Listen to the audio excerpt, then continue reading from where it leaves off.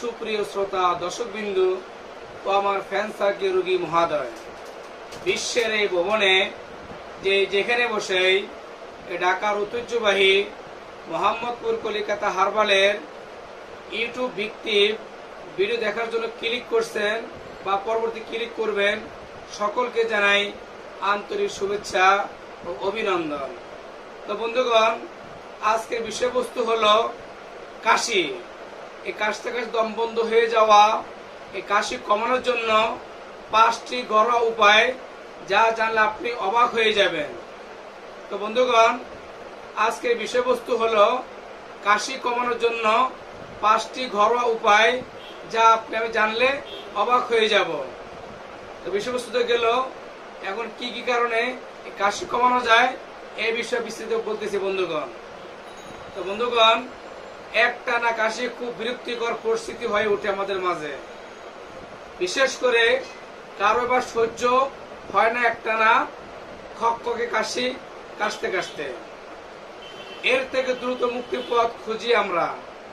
সাধারণত ঠান্ডা ফ্লুর কারণে কাশি হয়, তবে অ্যালার্জি, অ্যাজমা, অ্যাসিড রিফ্লাক্স, শুকনো আবহাওয়া, ধূমপান, এমনকি কিছু ওষুধ সেবনের ফলেও এই সমস্যা তৈরি হতে পারে কাশির সমস্যা।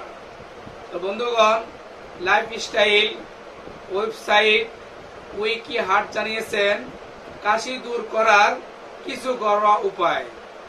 তো বন্ধুগণ, আজকে বিষয়বস্তুগুলো খুবই সেন্সিটিভ, খুব গুরুত্বপূর্ণ এবং আকর্ষণীয়। সেটা হলো কি, 1 নম্বর বলো মধুর কথা। মধু ব্যবহার করুন। মধু কাশি কমানোতে খুব একটা গুড মেডিসিন হিসেবে কাজ করে এবং মধু কখনো কখনো কাশি বিরোধী ওষুধগুলোর চেয়েও ভালো কাজ করে।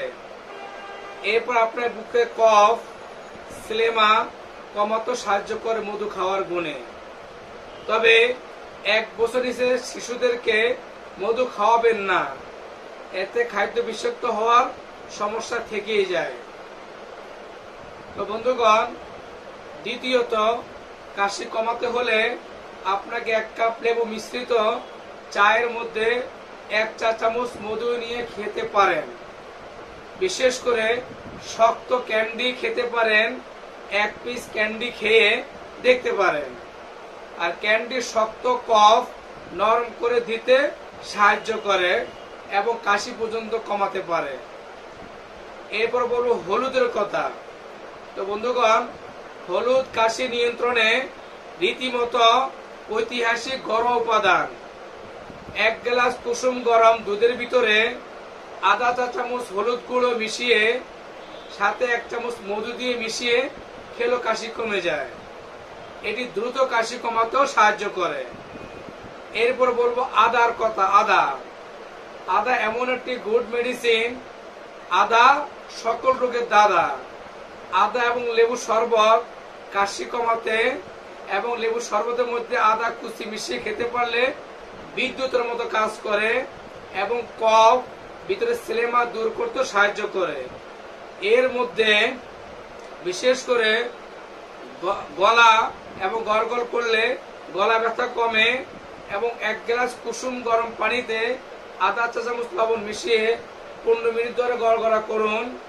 এইভাবে বিরতি দিয়ে কয়েকবার করুন, তাতে করে আপনার গলা ব্যথা কাশি কমাতেও বেশ কার্যকর উপায় হিসাবে গণ্য হবে।